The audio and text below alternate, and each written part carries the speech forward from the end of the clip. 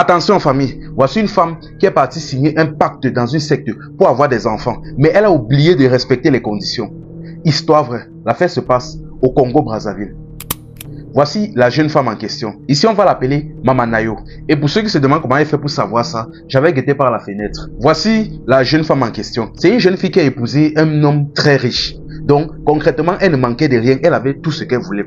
Sauf que ça faisait déjà 2 ans qu'elle était en relation avec le monsieur, mais elle n'arrivait pas à avoir d'enfants. Et bien évidemment, pour tous ceux qui vivent en Afrique, vous savez déjà que dans ce genre de situation, la belle famille ne te laisse pas. Donc, sa belle famille constamment lui mettait la pression et à un moment donné, il commençait déjà à planifier, à faire entrer une deuxième femme dans le couple et consort. Donc, la femme déjà désespérée, après avoir fait le tour des hôpitaux du pays, un jour donc sa copine donc lui a rendu visite et elle a expliqué son problème à sa copine. Et sa copine donc a dit, il n'y a pas de problème, moi personnellement, je vais te confier un secret.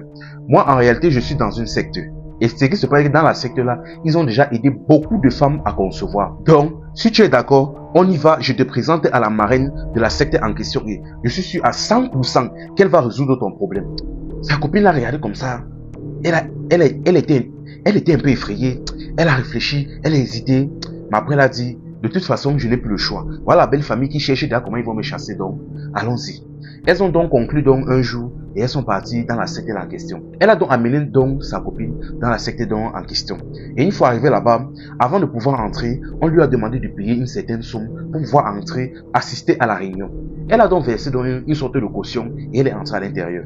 Une fois donc à l'intérieur, elle a donc participé à la réunion. Et après la réunion, dès que tout le monde est rentré chez eux, la marraine en question de la secte s'est approchée d'elle. Elle a dit, je t'écoute, explique-moi quel est ton problème.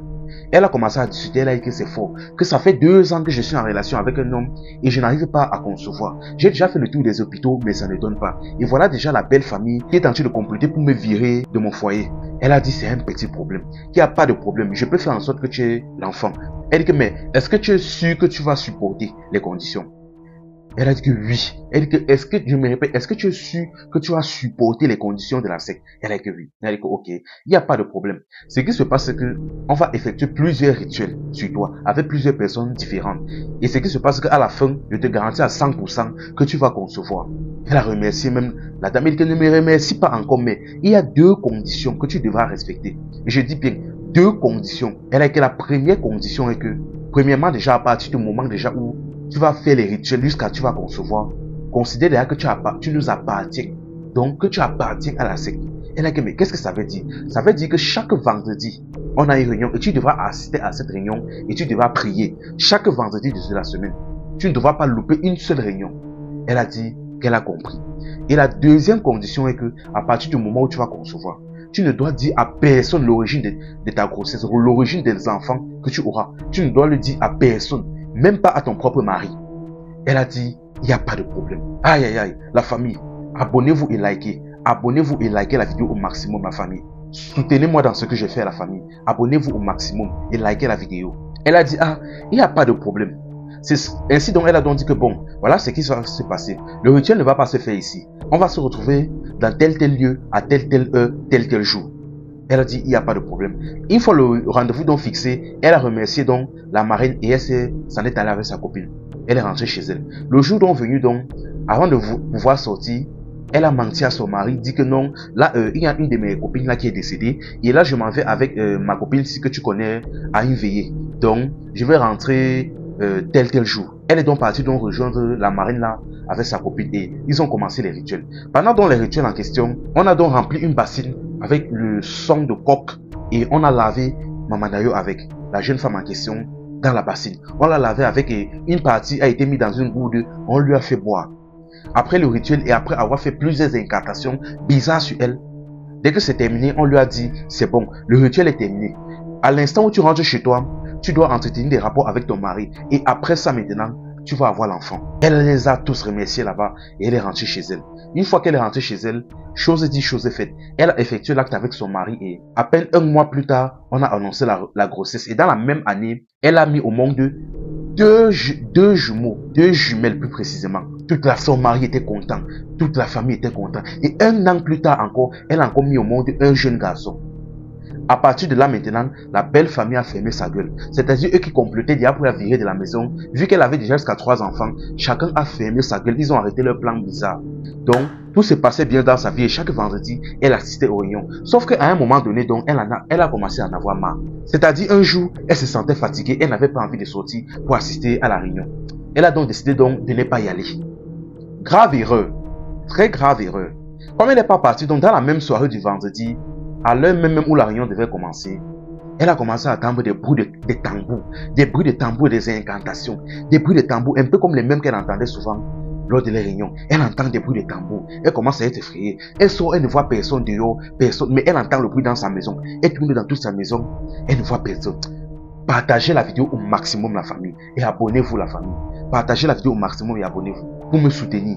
Elle commence à tourner dans toute la maison. Elle commence à tourner dans toute la maison, elle ne voit personne. Elle dit que, hey, elle dit que c'est quoi ça?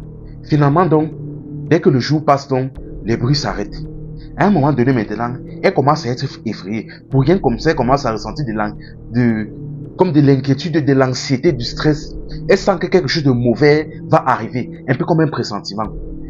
Au lieu donc d'aller parler de l'affaire à son mari, elle décide donc d'aller voir une de ses cousines éloignées.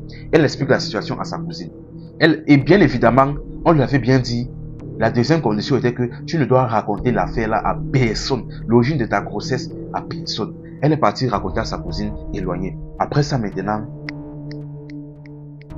et à peine avoir raconté ça, dès qu'elle rentre chez elle, elle est frappée de folie. Elle commence à se déshabiller en plein carrefour. Elle commence à courir nue dans tout le marché. Donc, là maintenant, on a l'aide de sa famille donc intervient. On la récupère rapidement. On l'amène dans une église pour essayer de l'exorciser. Le pasteur prie et une fois dans sa prière, donc, il n'arrive pas à retirer la folie sur elle. Il commence à faire des prières sur elle et consort, mais il n'arrive pas à retirer la folie sur elle. Là maintenant, il comprend quand même que son problème là, c'est lié à une secte. Que le niveau là, que ce n'est, lui-même il avoue que ça, ce n'est pas son niveau. Que son problème là, c'est lié à une secte, que ce n'est pas son niveau. On abandonne donc l'affaire. Mais quelques temps plus tard, un de ses enfants décède. Un des jumeaux décède. On dit que, hey, c'est quoi ça? Quelques temps plus tard, le deuxième jumeau encore décède. Et c'est ainsi donc que le troisième jumeau décède. Là maintenant, la belle famille en a marre. Il comprend que l'affaire si est bizarre, il décide de ne pas laisser ça comme ça. Que ce n'est pas une folie normale. C'est ainsi donc qu'eux-mêmes, ils partent voir un féticheur pour déposer le problème.